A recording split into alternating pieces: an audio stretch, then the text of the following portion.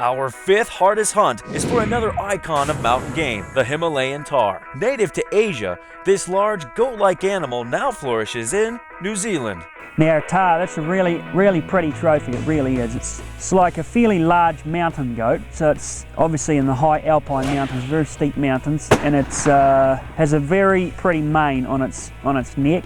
Now a big mature bull tahr, they can grow into a decent sized animal. They'll probably weigh almost up to 200 pounds. They're quite a big animal. You need to be able to climb, 1,500, 2,000 feet, and it's steep, so you need good boots. Hunting tahr isn't only about overcoming altitude. This sure-footed animal runs on cliffs and rocks where hunters can barely stand. If I'm hunting by myself, I prefer to hunt the tahr, purely because of the challenge that it takes to get a tahr. They live up in the steep mountains, and they are a hard trophy to hunt. And once you get one of those big old tahr down, you'll see what I mean. I've lived in New Zealand all my life. I've hunted a lot overseas in many continents of the world, different types of animals. And I think I speak for most of the guides. When you see that big bull tahr right up perched on top of a rock, he's standing out in the wind, it's blowing his mane around, he's got these big massive horns. To me, it's our premier game animal that we have here in New Zealand. And you just can't beat tahr as hunting as far as I'm concerned. When you hunt a trophy tahr, you're hunting hair as much as horns, if not more. You want to go late in the season because that's when they've maximized their winter hair growth. They're just big, they're huge, whether it's muscle or hair or both. That's how you judge your trophy. The biggest one in the bunch is going to have the best hair, and he's going to be the oldest ram. Can you say chamois or chamois? Either way, you get some of the most challenging mountain hunting on the planet when you go to New Zealand for this crag hopper. Chamois, chamois, tomato, it's your choice. Hunting a chamois, it would be like hunting a whitetail with no cover, basically. It's the sharpest, smartest animal we have, really. When I was growing up, a chamois was what you dried your car with. It turns out it's the leather off of this little animal, which is a goat-like animal from Europe. The chamois was transplanted to New Zealand. So you can hook up with an outfitter who has chamois in New Zealand and have a wonderful hunt. A wonderful hunt?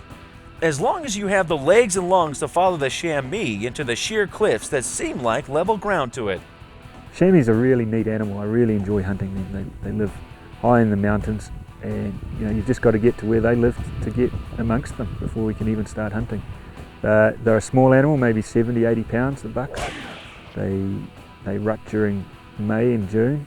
It's a really good time to hunt them when they're in their winter coats. They're nice and dark. The bucks are with the nannies. It's exciting. They see you from a long way off if you haven't stalked them carefully, and they'll tolerate that for a little while, like a lot of animals. But once you get in that red zone, they're gone. So it's a hunt you have to be really careful with. It's really challenging, but great fun. Doing a chamois hunt on foot is just one of the toughest hunts we've got, but very, very satisfying when you get one. It's a hunt, it's a stalk of wits and brains rather than brawn. Okay, but again, it's up in the mountains, just beautiful, just a beautiful place to be and a beautiful place to hunt. Coming in at number 3 is another true wild goat, this one native to Asia. Its great sweeping horns make the ibex unmistakable and irresistible.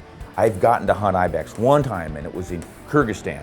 Great little country, wonderful people, beautiful, huge mountains. Tian Shan Mountains, it's getting up there towards that famous Marco Polo country. And I could not believe how huge and stunning these mountains were. And I couldn't believe how huge and stunning these ibex were. God, those horns curl back. I had never really paid that much attention to ibex until I went over there and laid my eyes on them. They are a stunning animal. The Asiatic ibex can weigh up to 300 pounds and carry horns nearly 60 inches in length. Can be hunted in the mountains of China, Pakistan, Kazakhstan, Kyrgyzstan, Tajikistan, Mongolia, and Russia. 26 hours in a van up over some of the most ruggedest mountains you could ever imagine, hunting at 14,000 feet for ibex, and I was successful. What an adventure that was. To me, they're as dramatic as a bighorn sheep, and I mean a big bighorn sheep. They're incredible. And it's real similar hunting. You're up in those high mountains, well above tree line, got animals hopping from rock to rock, and I don't know, the towering horns on those ibex just get me excited. Our second toughest hunt brings us back to the US and Canada. Hunters probably shouldn't follow the mountain goat to some of the places it goes, but they do. When you're hunting mountain goats, Be prepared to walk along vertical edges because they love them. If you're scared of heights, probably not a real good animal to be hunting. So a lot of people think they butt heads. They don't butt heads at all. They stab each other. Those little black stiletto horns that are about 9 to 11 inches long and they curve back, that's what they use to kill each other if they can do it. They are nasty animals. A billy will move into an area where the ewes are during the breeding season, and if he's got competition, he doesn't just butt heads like a sheep and try to push them away. They actually try to kill each other. And they will fight head to butt so they can ram those horns up into the intestines of their enemy. It's not the easiest hunting in the world, and you got to be able to hike a bit too, because sometimes you'll go crashing through the brush for a ways, half a mile, because you got an open spot you got to cross and you can't get the horses through it. The mountain goat isn't a true goat, but a close relative of the chamois or chamois and the Arctic's muskox. It's not only a big animal, but its thick hide makes it look even bigger. The mountain goat ranges almost the entire length of the Rockies and in the coastal mountains of the Olympic Peninsula, British Columbia, and Alaska. So you can find a tag pretty easily in British Columbia. It's the #1 place. They've got more mountain goats than anyone else. But there are also populations of all places, South Dakota, Colorado, Montana, Wyoming, even in Washington State. They've got them in the Cascade Mountains in Washington. Now down in the lower 48 states, it's usually one of those once-in-a-lifetime things because there are not that many of them. So you need to start shopping around and applying early. Wherever you hunt mountain goat, you'll know you've gone after one of the toughest. The Marco Polo sheep, named for the great Venetian traveler who first described it. The biggest sheep in the world and the highest. You can't just go running right into this deal. This takes a lot of research. You're going to hunt the polar desert. And I'm going to tell you, this is an extremely physically demanding hunt. You're going to be hunting at 13,000 to 17,000 feet. You need to be in shape. A Marco Polo sheep is the acme of sheep hunting. It's the peak because of where it lives and its size. It's the biggest sheep in the world.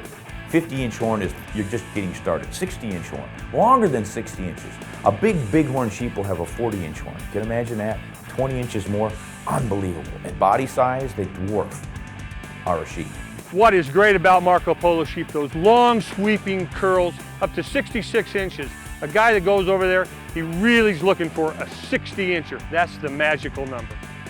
Getting a Marco Polo in your sights is half the battle because it then takes real long-range shooting to connect. Be ready to shoot long because it's not steep, sharp mountains where you can sneak around and get a drop on an animal. They're high, long, open mountain valleys. Many times people find they have to shoot 400, 600, 700 yards. So you really need to set yourself up with a long-range rifle with a good scope and learn how to use it effectively for those incredibly long shots. This is a difficult assignment. There's simply no more physically challenging hunt than the Marco Polo. With altitude sickness, even death possible. It is an incredibly demanding physical hunt. I mean, it's life-threatening in many cases. Pulmonary edema. People get up high, they get mountain sickness, and they're on their once-in-a-lifetime Marco Polo hunt and realize they're going to die if they keep it up and they have to go down. This is a real hunt. Don't do this on a lark. The reward for a true mountaineering challenge, though, is arguably the single greatest hunting trophy in the world. Most people have tried an elk and a mule deer, and quite a few people have gone for sheep in North America. But once you get to that Marco Polo, it's a select audience. There are not many people who have ever done it. So if you want to join an elite club, become a Marco Polo sheep hunter.